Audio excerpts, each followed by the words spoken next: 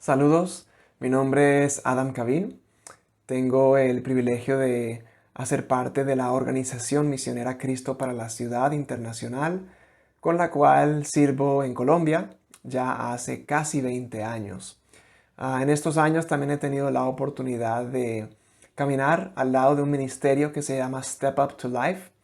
Es un ministerio enfocado en evangelismo y quisiera compartir contigo hoy algunos principios o claves acerca del evangelismo personal. Es decir, cuando compartimos el evangelio, compartimos las buenas nuevas con un vecino, con un amigo, con un familiar. No sé si alguna vez te ha pasado que compartes el evangelio con alguien y al poco tiempo después te das cuenta de que él no está asistiendo a la iglesia, ni está leyendo su Biblia, ni está buscando participar en una comunidad cristiana. Y queda uno con la pregunta, bueno, ¿qué pasó aquí? Esta persona hizo la oración de fe, dijo que quería rendir su vida a Jesús, pero poco tiempo después se ha alejado. ¿Por qué sucede esto? Quiero compartirte una historia que escuché hace poco tiempo, una historia real, y es un amigo que estuvo en Centroamérica y conoció de una campaña evangelística que se hizo en un país de Centroamérica. Y resulta que en esta campaña evangelística 300 personas tomaron decisiones para Cristo, es decir, hicieron la oración de fe, rindieron su vida a Jesús y como suele hacerse al final de estos eventos, se repartió una tarjetita donde la persona podía anotar su nombre, número de teléfono, dirección, para que luego los organizadores de este evento pudieran hacerle seguimiento a estas personas. Entonces, llegado el momento, los que habían organizado el evento fueron a hacer las llamadas, fueron a visitar a estas personas que habían tomado la decisión de seguir a Jesús. ¿Y cuántas personas de esas 300 crees tú que estaban interesadas en seguimiento? Es decir, que estaban interesadas en conectarse con una iglesia o en arrancar un estudio bíblico o en participar en una reunión de oración. ¿Cuántas de esas 300 personas que habían hecho la oración de fe crees tú que estaban interesados en seguimiento? Cuando le hago la pregunta a algunas personas, a veces dicen, bueno, el 10% tal vez o el 20% de esas 300. Pero la triste realidad es que cero personas, ni una sola persona de esas 300 estaba interesada en seguimiento. ¿Cómo explicamos eso? ¿Eso es un problema? Evidentemente es un problema. Y nos damos cuenta de que muchas veces nuestros esfuerzos evangelísticos están dando como resultado decisiones temporales, en lugar de compromisos duraderos. Y ese es el enfoque de lo que queremos hablar hoy.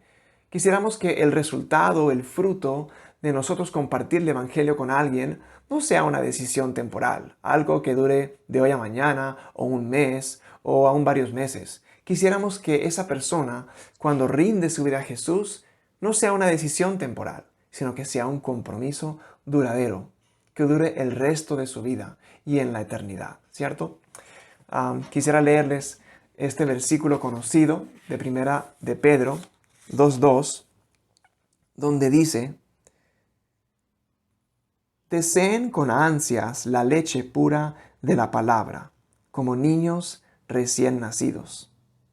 La pregunta sería, bueno, ¿por qué no está sucediendo esto cuando compartimos el Evangelio con alguien? ¿Por qué las personas que escuchan el Evangelio, poco tiempo después esto no es una realidad en su vida? No están deseando con ansias conocer al Señor, estudiar su palabra. ¿Qué está ocurriendo ahí?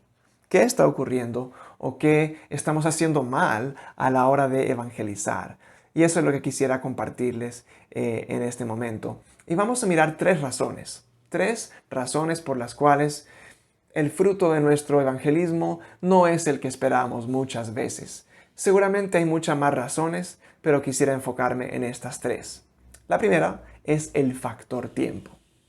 La segunda razón es un recorrido espiritual. La tercera razón es la actitud del corazón. Vamos a mirar con más detenimiento cada uno de estos motivos o razones por las cuales nuestro evangelismo personal no está dando muchas veces el fruto que anhelamos. Primero, el factor tiempo. Para esto quisiera compartirte esta ilustración. Imagínate que en tu ciudad, la ciudad donde vives, de repente se anunciara que iban a ofrecer partos gratis para todas las mujeres en embarazo. Es decir, cualquier mujer que está en embarazo puede acudir a este centro médico que está adecuado con todos los equipos necesarios. Van a estar los médicos profesionales ahí atendiendo de una forma excelente con toda la calidad y rigurosidad que se requiere y van a recibir su parto de forma gratuita. ¿Crees tú que todas las mujeres en embarazo en tu ciudad acudirían en masa a este lugar para recibir su parto gratis? Por supuesto que no. Posiblemente solo aquellas mujeres que están en el último trimestre de su embarazo, que están sintiendo contracciones y están a punto de dar a luz, van a aprovechar esta oportunidad. Pero las demás mujeres que están en el primer, segundo trimestre de su embarazo, no van a ir a que se le practique su parto, porque ese bebé no está preparado. Si le practican el parto antes de tiempo, entonces se va a producir un aborto. Y aunque sea gratuito, ninguna mujer quiere eso. Quieren que pase el tiempo que es necesario para que su bebé se desarrolle y luego pueda dar a luz a su hijo. Así le toque pagar un buen dinero, lo va a hacer sabiendo que es en el momento adecuado. Bueno, ¿qué tiene que ver un parto o el embarazo con el evangelismo? Y quiero recordarles que en Juan 3:3 Jesús le dijo a Nicodemo: ¿de veras te aseguro que quien no nazca de nuevo no puede ver el reino de Dios? Es decir, Jesús está haciendo una comparación entre lo que es la salvación y usando la ilustración de un nacimiento. Entonces, si Jesús usa esa ilustración, no es lógico pensar que así como para que un bebé nazca toma tiempo, los 9 meses, en casos normales, también es lógico pensar que para que un bebé espiritual nazca, también tome tiempo. Lo que sucede muchas veces es que quisiéramos que la persona escuche el Evangelio y de repente tome esa decisión, pero no tenemos en cuenta que eso puede tomar tiempo. El bebé en el vientre de su madre tiene que pasar por unas etapas de gestación. Se está desarrollando y tiene que pasar todo eso para que luego pueda nacer de forma sana. Si nace antes de tiempo, mucho antes de tiempo, va a producirse, como decíamos ahorita, un aborto. Nadie quiere que suceda eso con un bebé. Tampoco queremos que suceda eso con un bebé espiritual. Queremos que también esa persona que estamos evangelizando, que estamos compartiendo el evangelio, queremos ser sensibles a esa etapa de gestación en la cual se encuentran y que luego, cuando estén preparados, cuando sea el momento oportuno, ellos den ese paso de rendir su vida a Jesús. Muy bien, esa es la primera razón que estamos mencionando, el factor tiempo. A veces estamos acostumbrados en nuestro día de hoy que las cosas sean rápidas, ¿cierto? Que sean instantáneas y no somos sensibles a que, así como un bebé toma tiempo nacer, también un bebé espiritual requiere tiempo para estar preparado, para rendir su vida a Jesús. Muy bien, vamos con la segunda razón por la cual a veces nuestro evangelismo no está produciendo el resultado deseado, que es realmente un compromiso a largo plazo, no una decisión corta. Y esa es el punto de un recorrido espiritual. Lo cierto es que a veces vemos el evangelismo como un paso. Yo comparto el evangelio con la persona y quiero que haga la oración de fe.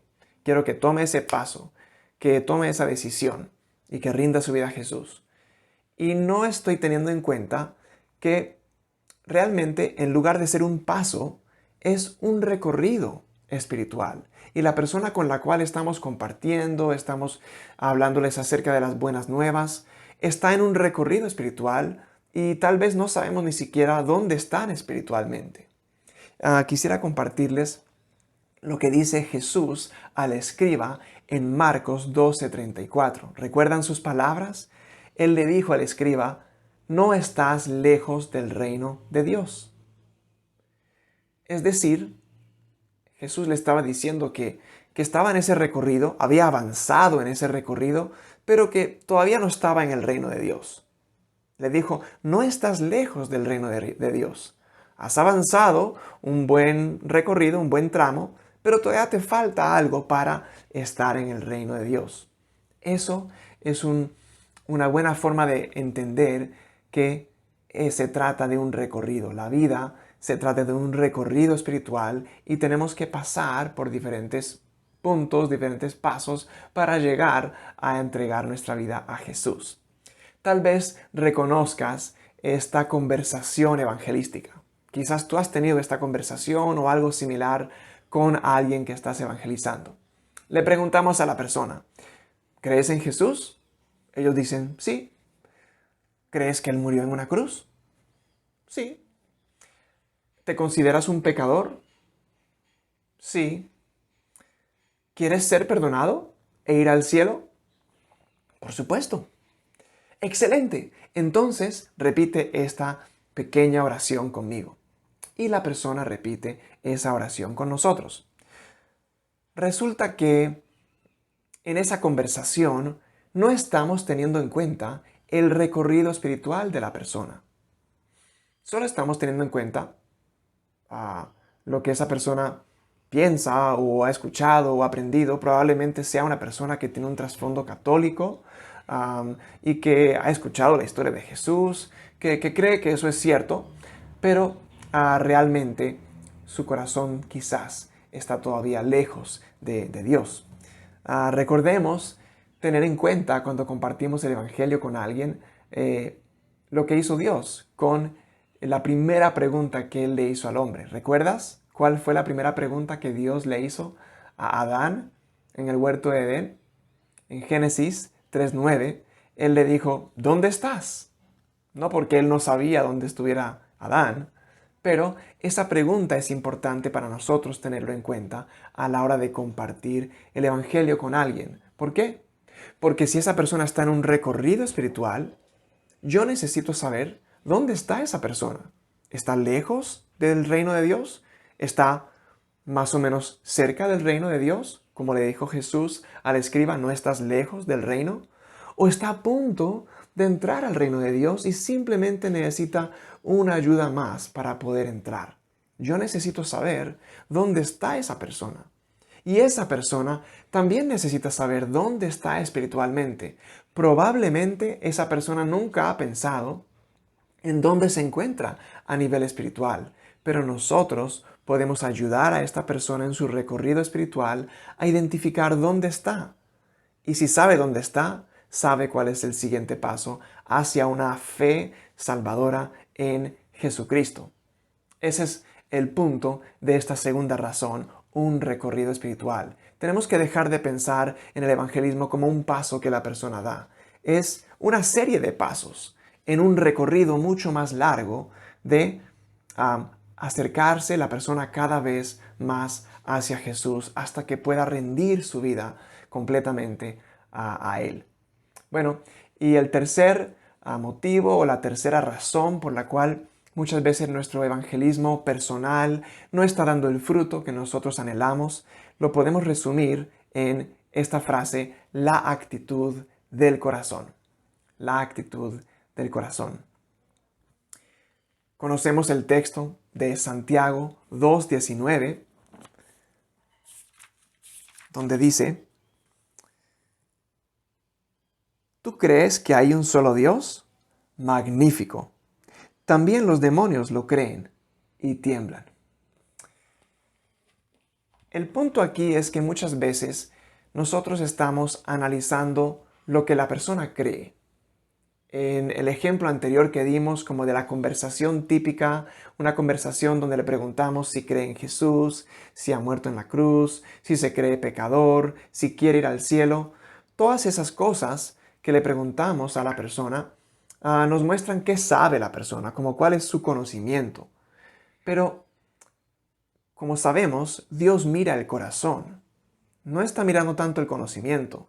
Entonces es posible que la persona sepa mucho acerca de la Biblia, de cosas religiosas, acerca de Dios, porque tal vez tiene un pasado católico o aún cristiano. Muchas veces personas que se han levantado en la iglesia cristiana conocen mucho, por supuesto, acerca de Dios y de la Biblia y de cosas espirituales, pero es posible que su corazón aún esté lejos de Dios. Recordemos que tener conocimiento de Dios no quiere decir que nuestro corazón esté cerca a Dios. Entonces, por eso hablamos de esta tercera razón, que es la actitud del corazón. Miremos que en el texto que leímos, los demonios creen las cosas correctas acerca de Dios. Ellos creen en Dios, saben quién es Dios, pero su actitud de corazón no es una actitud de rendición a Dios. No están rendidos a Dios, conocen toda la información correcta, pero su corazón está lejos de Dios. Entonces, a veces cuando estamos evangelizando a la persona, usamos la forma equivocada de medir la distancia del reino. Hablábamos del recorrido, como esa persona está en un recorrido espiritual, pero a veces nos guiamos por lo que esa persona sabe, por lo que ellos saben de la Biblia, por lo que saben de la palabra, por su respuesta de sí, creo en Jesús, sí, creo que murió en una cruz, sí, creo que soy pecador, y con solamente esas respuestas asumimos que su corazón está cerca a Dios, y posiblemente no sea así. Pueden dar perfectamente esas respuestas correctas y aún así su corazón estar lejos de Dios. Entonces necesitamos analizar esa etapa de gestación, como hablábamos hace un rato, en qué lugar se encuentra la persona que estamos evangelizando. Y es importante mirar dónde está el corazón de esta persona hacia Dios. Listo, es posible que esa persona conozca mucho acerca de Dios. Bueno, ¿cuál es la actitud de su corazón hacia esa información? No es tanto lo que conoce, sino que tiene más que ver con cuál es su actitud de corazón hacia Dios. Por ejemplo, pensemos un momento en aquello que Jesús le pedía a sus discípulos y nos pide aún a sus discípulos. ¿Qué clase de cosas vemos en el Nuevo Testamento que Jesús pide a sus discípulos? Bueno, recuerdan que Él dice, niégate a ti mismo, abandónalo todo, toma tu cruz cada día, odia a tu madre, a tu padre, a tus hermanos, odia tu propia vida. Debes estar dispuesto a ser odiado también por causa de Jesús. Debes de perder tu vida aún por la causa de Cristo. Debes estar dispuesto a ser perseguido. Jesús le pide a sus discípulos que le sigan de todo corazón. Miren todas esas demandas, esas peticiones que Jesús hace a sus discípulos. Eso es parte del costo de ser un discípulo de Jesús. ¿Por qué mencionamos esto? Porque probablemente cuando estamos compartiendo el Evangelio con alguien, ellos no están conscientes de ese costo que tiene seguir a Jesús. Es cierto que seguir a Jesús tiene muchas bendiciones, trae muchas bendiciones a nuestra vida, pero también es cierto que ser un seguidor de Jesús tiene un costo. Y si recordamos esa conversación que teníamos hace un momento, esa conversación evangelística, en ningún momento estamos permitiéndole a la persona conocer cuál es el costo de seguir a Jesús. Les mostramos rápidamente las bendiciones, como por ejemplo, ¿quieres ir al cielo? Por supuesto, ¿quién no quiere ir al cielo? ¿Quieres ser perdonado de todos tus pecados? Por supuesto, ¿quién no quiere recibir el perdón en su vida? Pero también seguir a Jesús tiene un costo. Entonces, eso es muy importante para evaluar la condición del corazón de la persona. Si la persona le compartimos estos costos de seguir a Jesús, ¿está dispuesto a ser perseguido por su familia cuando ellos digan que son cristianos? ¿A ser criticado, a ser rechazado? ¿Está dispuesto a poner a Jesús primero en su vida antes de sus propios intereses? Todos estos costos que tiene el seguir a Jesús. Si esa persona de repente se asusta y se asombra con esos costos y rechaza a Jesús, bueno, entendemos que su corazón no está cerca a Dios todavía. Puede que más adelante, pero todavía va a tener que batallar con esas cosas de cuál es el costo de seguir a Jesús. Entonces es importante ese elemento, ayudar a la persona a saber calcular el costo de seguirlo a Él. Y así podemos medir un poco cómo está su corazón hacia Dios.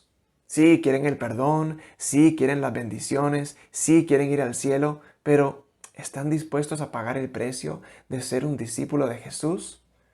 Cuando ellos a ciencia cierta, a conciencia pueden decir, yo quiero seguir a Jesús, con todas sus bendiciones y con todos sus costos, podemos estar más seguros de que esa persona está dispuesta realmente a seguir a Jesús de todo corazón. Bueno, esos son los 3 motivos o 3 razones que queríamos dar para ayudarnos a la hora de compartir el Evangelio. El Señor te bendiga.